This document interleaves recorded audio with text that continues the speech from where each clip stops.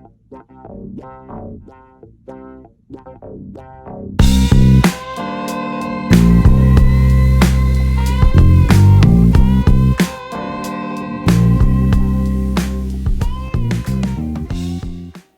everybody, it's Tim with the University of Vinyl, back with another video today. So today, a reminder, 5 words. It's all about the music. It's all about the music.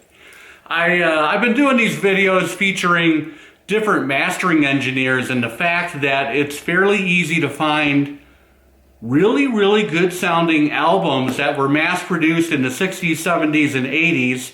And I had a comment recently on one of those videos. The person put up a rolling their eyes emoji, and the comment was, yes, because I base all of my purchase decisions on who mastered the album. To that I say, again, it's all about the music. Listen, we all want to find the best sounding pressings that we can, don't we? I mean, we've gone to all this trouble. I've assembled 2 different vinyl setups. I've got one here, I've got one in my listening room. And if I'm going to go to all that trouble, I'm going to go seeking out records in physical stores. I'm going to do a bunch of shipping on Discogs. I want good quality sound. So yes, I guess I'm a little bit of a snob. I'm going to take a little extra effort to do some research and try and find, at a minimum, VG Plus to near mint used records if I can. And even better, if I can find out through my research, these mastering engineers put out some incredibly great sounding records. So, rant over. I'm going to do another video today, and we're going to feature another mastering engineer that maybe flies a little bit under the radar. He's not a Bernie Grundman or a Bob Ludwig as far as name recognition is concerned. The guy I'm talking about today is Ted Jensen. Ted Jensen has been with Sterling Sound since the mid to late 1970s. And he got his start in the business.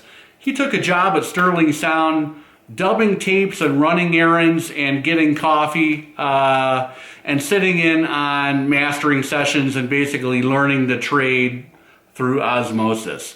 And I'm sure he was, he studied some of the other greats that were at Sterling Sound.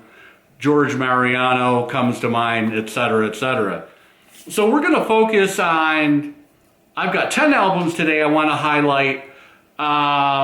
Strap in, this is a bit of an eclectic mix of music, but at the end of this video, my goal is to hopefully remind people to check their collection. Maybe you already have some of these albums in your collection.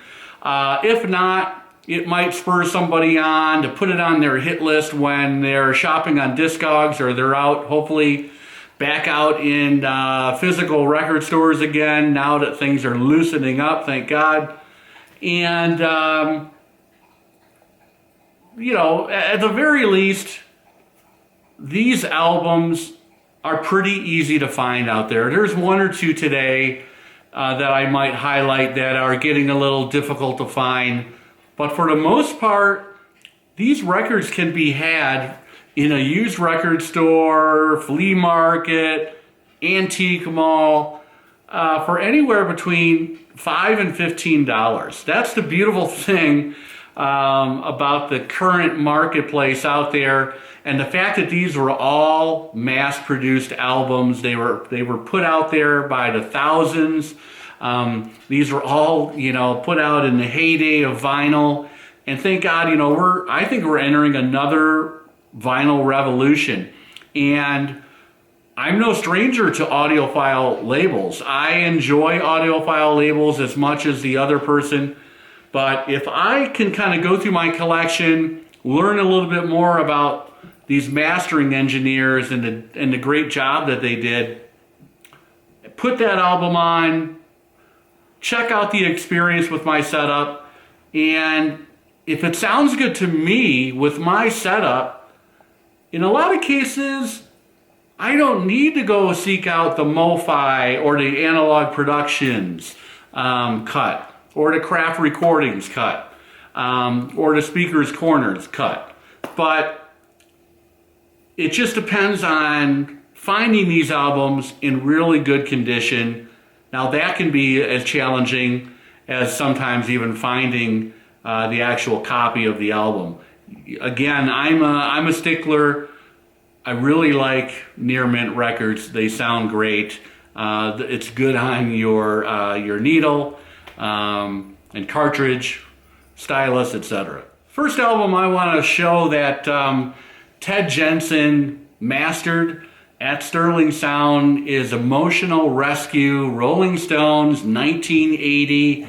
This is the album where, thankfully, you know, everybody was still, the boys were all there. Ronnie Wood was on guitar, Bill Wyman was still on bass.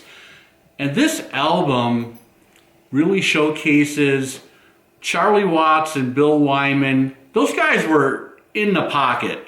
And if you listen to She's So Cold on side 2, that really is a great showcase for Charlie Watts and Bill Wyman and how in step they were together as a rhythm section. Just amazing. Now, the other thing I like about this album, and it also has to do with Charlie Watts, the mix of this album, there is space between the instruments and separation. So on side 1, the first song is called Dance, and the first thing you hear is like a rifle shot, and it's Charlie Watts' snare drum. And the entire album is in a similar vein. You've got Ronnie's guitar separated on one speaker, and then you've got Keith, of course, on the other. Back to She's So Cold, there's also a gorgeous bit of pedal steel that Ron Wood played on that song. So, you know, 1980, the Rolling Stones said, to hell and high water, yep, we're going to embrace disco a little bit. And you've got mixed falsetto on Emotional Rescue. But if you ask me, this album's a little bit overlooked. Again, there was Nicky Hopkins on here as well, playing some piano. Ian Stewart as well. So the whole old guard of the early to middle 1970s Rolling Stones were still intact in 1980 on this album, Emotional Rescue. A fantastic mastering job by Ted Jensen. So in 1978, Joe Walsh hit a home run with But Seriously, Folks. So his 1978 solo album, he was just about ready to join the Eagles, or maybe he had already joined the Eagles, but this is just an incredible solo album. Of course, it's got the monster hit Life's Been Good. There's Joe underwater on the cover. Not much else I can say about this album. I love the checkerboard, kind of a tablecloth inner on that album. And there's the theme. He's got the table set underwater. You can see that right there. And of course there he is. Who knows how they shot that, if that was some trickery or if he's in a swimming pool. But 1978, Ted Jensen mastered this album. You throw on Life's Been Good on a decent system with a nice clean record from this pressing, and you will be amazed at the sonics coming out and the soundstage that this album and that song presents. Now, another favorite track on here, of course, theme from Boat Weirdos. At first blush, it's like, oh, it's a kind of a Joe Walsh jokey song, but you listen to that closely, and there's some beautiful playing in that song. So, 1978, But seriously, folks, Joe Walsh, another Ted Jensen mastering piece. In 1979, there was an English singer who had limited success in the United States and actually started doing some work with Barbra Streisand, produced an album for her, and then finally in 1979, he really kind of hit it big with Partners in Crime. Of course, I'm talking about Rupert Holmes. Rupert Holmes is kind of known as your classic storyteller in song. They used to say that Rupert's songs were like little movies. Very evocative. There was definitely a story going on. And a lot of times it was like the underbelly of American psychology and culture. But anyway, of course, we've got Escape the Pina Colada song on this album. We have Him as well, which shot up the Billboard charts in 1979. I also love Answering Machine, although it's a little dated. But that is Partners in Crime. It's actually one of my favorite albums. I recently found this sealed in a used bookstore / record store chain. Second and Charles, as I think is the name of that chain, for $2. So anyway, give this a listen if you haven't in a long time, or pick it up. You can find it cheap, and the music is good and it sounds incredible. So in 1979, 1980, the Eagles had basically hit a dead end. And they spent a hell of an amount of time working on The Long Run, which was the final studio album until they got back together in the 90s and put out another album eventually. But, you know, things were dark. They were on a never-ending tour after the success of Hotel California. And you could just kind of tell that things are a little bit grim among the band. If you look at that cover shot, this is a really nice package. I like the kind of matte black of this album and that photography in the middle of the gatefold. Of course, there were some really good songs on this, and Ted Jensen mastered this pressing as well. You know, The Long Run is fantastic. I can't tell you why. That was the song that Timothy B. Schmidt had in his back pocket when he joined the Eagles officially on this album. In the City was a Joe Walsh cut, of course.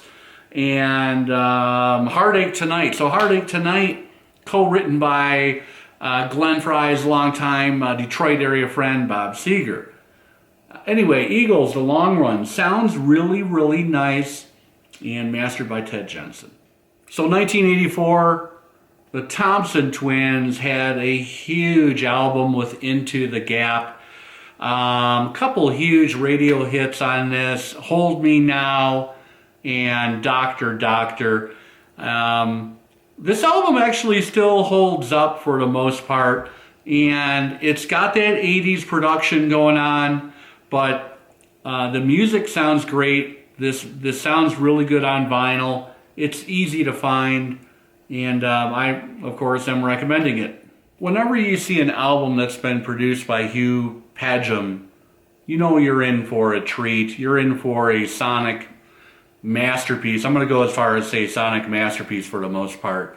And Ghost in the Machine by the Police, 1981. Is no exception. This was mastered by Ted Jensen, and the Police kind of expanded things out a little bit with this album. There were some killer songs on here, of course. Secret Journey, Spirits in the Material World, Every Little Thing She Does Is Magic. Almost the peak of creativity and interplay amongst the three players in the Police. Very, very common album. I'd be shocked if it's not already in many of the people who are watching this video. Hopefully it's already in your collection. If not, it's easy to find and mastered by Ted Jensen. So I'm going to date myself, and I was in high school when this album I'm going to show just came out in 1983. This album was the first time that this particular band kind of really came on my radar. Of course, the movie Risky Business came out as well, almost around the same time, and there were 2 or 3 songs from Speaking in Tongues by Talking Heads that were on that soundtrack and in that film, which were very memorable. And Talking Heads hit a home run with this album. Of course, it was mastered at Sterling Sound by Ted Jensen as well, on the Sire label. This is still fairly easy to find, in really good condition. This is one that's going to go north of $15 typically, depending on where you are and what shop has it, but you can find it for between $15 and $30, I would think, in great condition. I have not heard any of the reissues. I have a complete set of all of the OG Talking Heads pressings, and they all sound amazing. Speaking in Tongues, 1983 to Talking Heads. In 1987, the Replacements finally kind of put everything together on this album, and they had a huge hit on the alternative rock charts with Can't Hardly Wait. This was the 87 album, Pleased to Meet Me. The band went down to Memphis, Tennessee for the recording of this. It was done at the historic Ardent Studios in Memphis. Jim Dickinson was the producer. This has got the song Alex Chilton, which was a hat tip to Chilton, who's from Memphis, and did a ton of recording there, of course, with Big Star most famously. But there are some other fantastic songs on this album. Shooting Dirty Pool, Skyway, a great Paul Westerberg song, Nightclub Jitters, IOU. And remember, if you look at that back cover, at this point in time, for a short period, the Replacements were a trio. Bob Stinson had basically been asked to leave. He had substance abuse issues, and there was some butting heads between him and Westerberg, and pretty awkward. His little brother, Tommy, is the bass player in the band. So that happened. And eventually, when they toured, they had found Slim Dunlop, who filled in on guitar, and the rest is history. But this is the 87 album, Pleased to Meet Me, The Replacements, mastered by Ted Jensen. Another 1980 album. This was a guy who, talking about substance abuse, he had had some issues. He was tiring of being in a very large production classic rock band and wanted to start branching out with some solo albums. So in 1980, he put out Empty Glass. Of course, I'm talking about Pete Townsend. This is a fantastic album, although my favorite Pete album is the one that came after that. All the Cowboys Have Chinese Eyes. Is that the right title? I think it is. But, the big song off of this, of course, was Rough Boys. But we also had Keep On Working, Jules and Jim, Let My Love Open the Door, Empty Glass, A Little Is Enough. A really, really fine album by Pete Townsend. You've got him in the back there with the halo over his head. And he was smiling there, and he looked a little forlorn on the cover. Another great sounding album, mastered by Ted Jensen. It's pretty easy to find. It's typically going to cost anyone between $7 and $12 probably. I've got one more album, 78 Bish, Stephen Bishop. Put this album on and pour yourself a gin and tonic and go out on your patio, or maybe you're lucky enough to have a pool, and just listen to this album. Let it wash over you. That's what this sounds like. He's got an all-star cast of characters on here. Of course, the best song on here is Looking for the Right One and Everybody Needs Love. That's it, everybody. That's today's video featuring the mastering discography of Ted Jensen. There's only 10 albums that I decided to feature, but if you go on Wikipedia or Stephen Hoffman's forums, I might drop a link in the description. You will be amazed at how many albums this guy has mastered over the years at Sterling Sound. So thanks very much for watching. If you like this video or anything in the past and you want to make sure you don't miss my next one, think about subscribing. Have a great weekend.